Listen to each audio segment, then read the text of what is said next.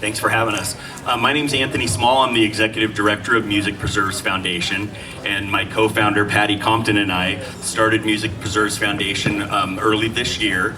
And our mission is to inspire and educate our community through the preservation and presentation of music. So we believe that arts education and music education is indeed cultural education. So we have programs in the schools and are partnered with Capistrano Unified School District, as well as at all of the major festivals and events that have music. We like to give the fans an inside view that we don't normally have. Perspective, talking about the history of the music, the inspirations, for the musicians and those types of things. So without further ado, I'd like to throw the ball over to Patty Compton. Thank you, Anthony. Welcome everyone, and so tonight we have the pleasure of having Party Foul here tonight. So we have Tracy, Phil, Billy, and Mikey, the merman, and we are going to talk a little bit about the history of ska and how it became big in Orange County. So I'm going to start just talking a little bit about how ska is a music that predated reggae and rock and roll. It started in Jamaica, in Kingston, Jamaica. And they had some influences from some of the early R&B coming out of New Orleans, like Fats Domino, and it kind of mixed with their indigenous rhythms, and they created ska music. And it was in music in the streets, like it was the people's music, and the lyrics were about struggle, but it was happy music, and it was all about getting people to dance, and they would have competitions, out in the streets and house parties, and then. So that's where it was originated, and then it came over to England because, after World War II, England was just in shambles. Like in America, we were, living the glory days of the 50s, but over there, the buildings were all crumbled, their economy was in shambles, and they needed workers. And so they said they recruited people from their territories.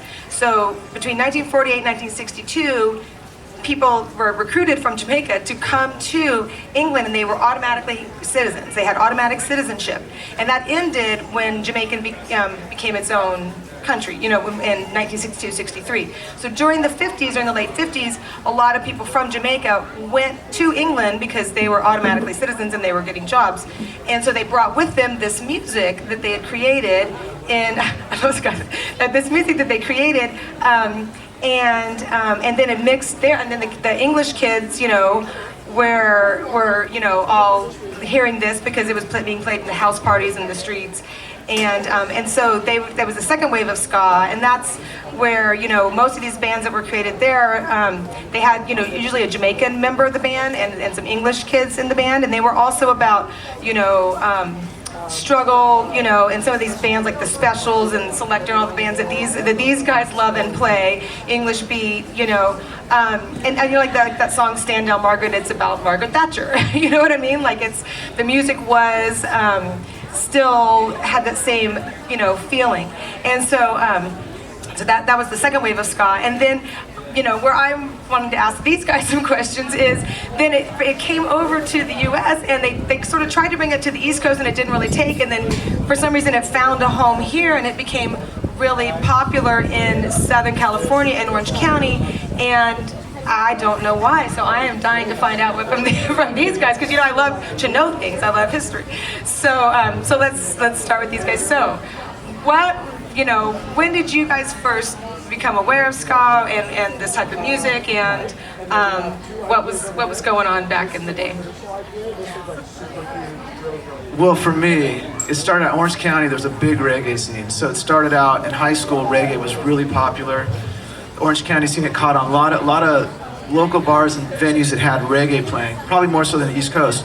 And then the second wave of ska is what I started, caught me. The Specials, English Beat record. Every night we played those records. Every night we went out, every party, local party in town, that ska was what hit us first, before the original old school stuff. So the reggae scene. And what year are we talking about?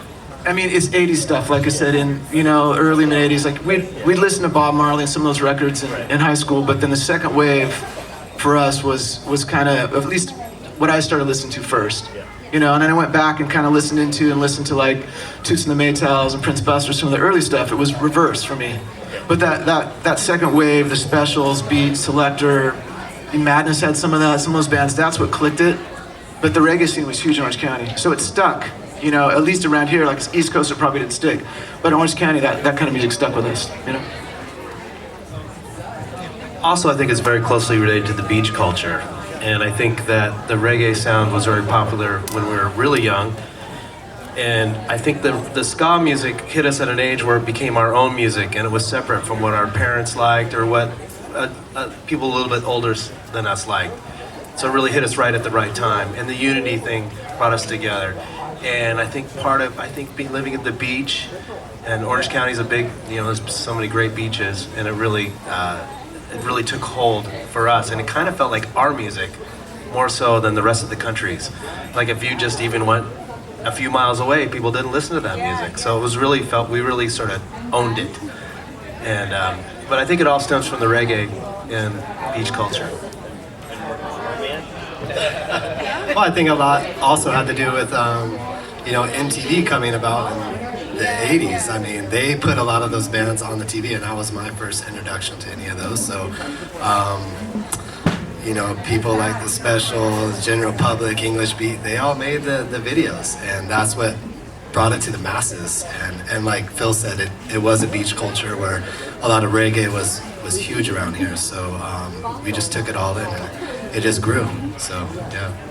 Yeah, and I think even with what you were saying in the beginning, your kind of precursor to all of this, we all grew up listening to other music that also influenced that music itself, R&B and jazz and things like that. And so coming around full circle, we end up playing the music. We put our own influences from those other, you know, R&B and jazz and things like that. And, you know, Marvin Gaye and Otis Redding and all those great artists kind of are applied in this music as well, at least for us as a band. It's certainly all encompassing. That's what I love about ska, though. You got the horns, you know. I love it. So there was there like a particular venue or DJ or record store? Like, was there something that like really got it going like right here in South Orange County? We all went to the same record store, the Sound Spectrum in Laguna Beach. That's where like it was kind of the hub of music for there. And Sound Spectrum, that's in the still record, there? yeah, and the record shed too. Yeah, those were like great to pick up like 45s and all sorts of just, you know, really bitching singles of just, you know. Jim Otto would import English. He would import one-offs English stuff from England no one heard. You'd hear singles, records no one heard. You could go in there and hear music that was nowhere else. And it was in Laguna. Laguna's a tiny town and had such a good music scene. The bars in Laguna would have reggae music that nowhere else wouldn't. I'd be a kid outside and I could see Ika Mouse at the White House. And I couldn't get in, I was Moloch. We watched. You had this influence, nowhere else had it. And Otto too, they brought it, and so we all grew up kind of playing that. It was a big influence. And when we were kids, we met people from Jamaica that had actually moved to Laguna Beach. And they were willing to spend time with us and show us how to play music. And Fully, yeah. And yeah, Fully plays with us sometimes. And yeah, so we were extremely fortunate to have incredible mentors when we were very young. So that was another thing that really propelled it. Okay, so that explains it to me a little bit. So the record store was importing this kind of music because there was an interest, and there were some expats living over here that happened. Because in Laguna Beach, still there's a lot of European and different types of people that moved to Laguna Beach. You know, so that was happening back then. So that's interesting. That's exactly what I want to know. Just as we talked last night about Rod Piazza's early influences on the West Coast blues and him backing up these all-time greats in blues. And so for you guys to be able to be exposed to, like you said, great Jamaican artists, great reggae artists, and be able to build on that. So that seems to be the common theme, and the thing that Music Preserves thinks is so important, to be able to preserve that and expose, whether it's students or the community at large to, to the things that the artists today, built their art upon, but also on that history, itself. So. And also there was the Rebel Rockers, which is probably one of the first reggae bands in California. They're from Laguna Beach. And a lot of us played with the Rebel Rockers. And so that had a major influence on us too. And they were before the second wave of ska. Even though they did play ska, but they would play the original ska hits from the 60s. When they covered ska tunes, they didn't play any English beat or any of that. The Reds. Redlocks, yeah. And Deborah. Yeah, so that was a very big influence on us too, to have them, and Eric exposed us to a lot of great music, and that I think had a major impact as well. Yeah, rest in peace. I'm glad that we had a chance to acknowledge that. I have a 2-second Red story. I have a 2-second Red story. One of the first reggae bands I saw live was the Rebel Rockers. No idea. I snuck into the Sandpiper, didn't have an ID, and I walked into the dance floor, and I turned around to the right, and Redlocks was playing in this deep trance, eyes closed back, and I was like, whoa, this guy's all in. It was a huge, I remember it to this day. Specifically, I was like, the band's incredible, everyone's a great guy, but Reds, and he turned out to be a great friend of all of ours, played music with all of us, and it was just that, before I even, could get in the bar, that was the first reggae band I'd ever seen live, Yeah, same here. Same for Tracy. It's fascinating how you remember the one moment. Well, I mean, I used to watch it before I was in the band. I feel it. Me too. I'm like, I'm on stage. What else is interesting is, we were talking earlier about all these kind of ska type bands. There's a lot of bands that came out of Orange County a little bit later, like maybe 10 years later.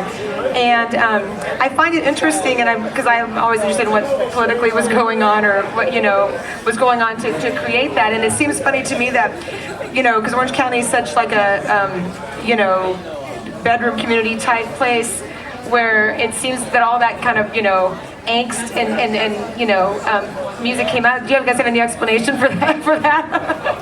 I think generationally, I think teenagers and young people, they want to make the music their own. So I think, in the early 80s, that was we were sort of around and remember that. But I think when the 90s rolled around, there was another generation of kids that that got excited about the music and then turned it into their own thing and started their own movement and claimed it and got to own it. So I think that's what happens in music, is that they get influenced and then they specialize it for themselves and create new music. Yeah, it's fascinating to me. All right, so do you guys have any other, stories about how you guys got together? Like, how did this band here form? I know we were in high school together, some of y'all. We grew up in the same area, but all of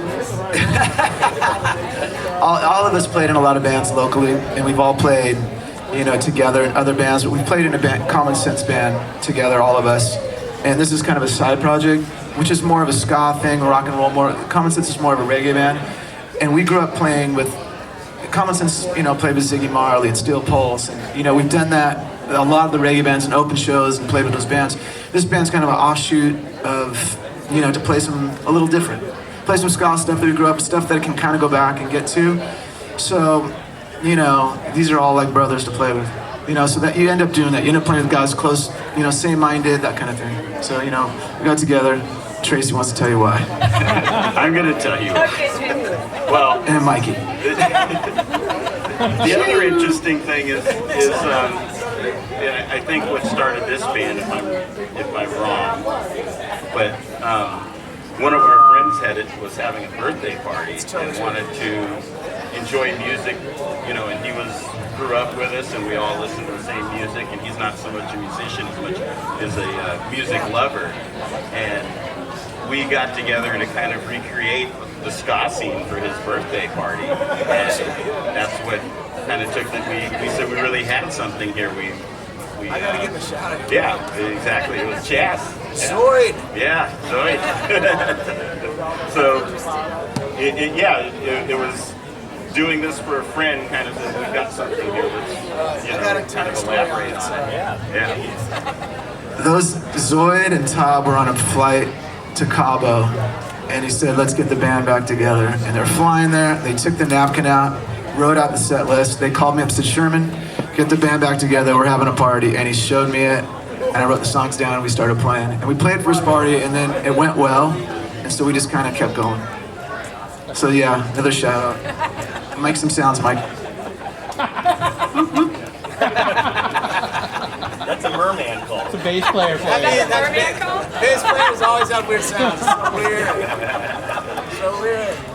Can we get one of the experts over here to... Yeah, we're at the Ocean Institute, so we can have some experts tell us if that was an accurate merman call or That not. was my quick story. All right. You guys alluded to the fact that you played in various incarnations together, and each of you have played in some iconic bands, like I said, in various incarnations, and together you're doing these things. One of the things that I noticed in my research and some of the things that I read about is in each of the bands that you were with, it always seemed to have a tie to the community, personally, obviously, as we hear, but also like socially, that you guys were, would be involved in the various foundations and nonprofits, whether you're talking about Surfrider Foundation or the Wyland Foundation, and in this in Party Foul, you guys also do those types of things. Working with Music Preserves tonight, but also. Yes. So with the Party Foul Band, we're doing a couple of things with the Eco Warrior. They do beach cleanups. They go to the beaches and they, like I said, they pick up trash and get tonnage out. So we've been doing that. Common Sense has done stuff with Wyland.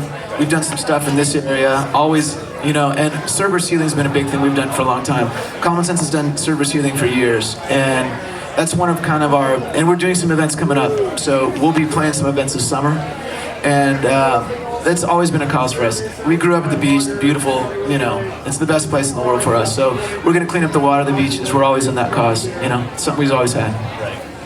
Well, that's a good segue because, tonight, thank you guys all for coming tonight and helping to support not only Music Preserves, but you're helping to support the Ocean Institute and their fabulous programs. So that's what this night's about. So we want to thank you guys so much for sitting down with Music Preserves for a little while, and we can look forward to your set coming up here at the Ocean Institute. So thank you.